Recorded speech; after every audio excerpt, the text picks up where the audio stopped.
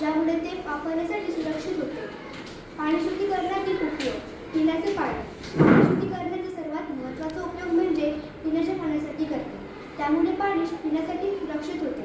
घरगुती वापर. पाणी शुद्ध केल्याने ते अंघोळ, स्वयंपाक आणि कपडे धुण्यासारख्या घरगुती कामासाठी सुरक्षित होते. औद्योगिक वापर. अनेक उद्योगांमध्ये त्यांच्या प्रक्रियांसाठी शुद्ध पाण्याची आवश्यकता असते. यात उत्पादन, औषध निर्माण आणि रासायनिक उद्योगांचा समावेश होतो.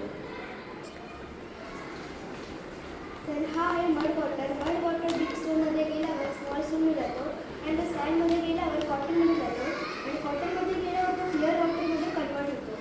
अशा प्रकारे मड वॉटर क्लिअर वॉटरला हे आपल्या जलशुद्धीकरणामधून समजते. माझे नाव गायत्री दिनेश शिर्के. मी जलशुद्धीकरणाचे परिणाम सांगणार आहे. सुधारित आरोग्य. पाणी शुद्ध केल्याने टायफॉइड आणि कॉलरा यांसारख्या जलजन्य रोगांचा धोका कमी होतो.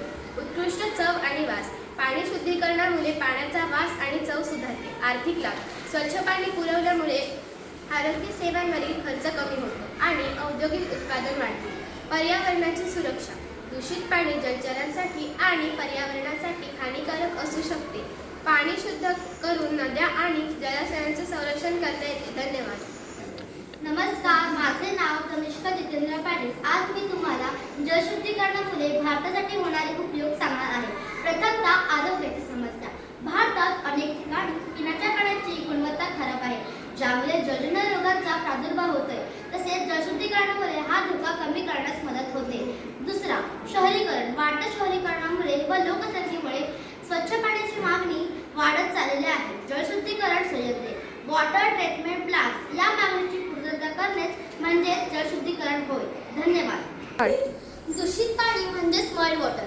हा मड वॉटर विविध नद्यातून, ओढ्यातून व कंपनीतून येतो. हा मड वॉटर आपल्याला जलशुद्धीकरणामधून शुद्ध करता येतो. तर ते कसं करायचं?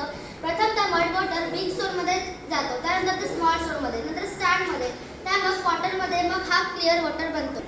हा कन्वर्ट झालेला पाणी विविध भांड्यांमध्ये जातो आणि हा पाणी आपण शुद्ध आणि चांगल्या तऱ्हेने पिला पाहिजे. आणि हा आपण पाणी काटकसरीने वापरला पाहिजे, कारण याची आपल्याला खूप कमतरता आहे.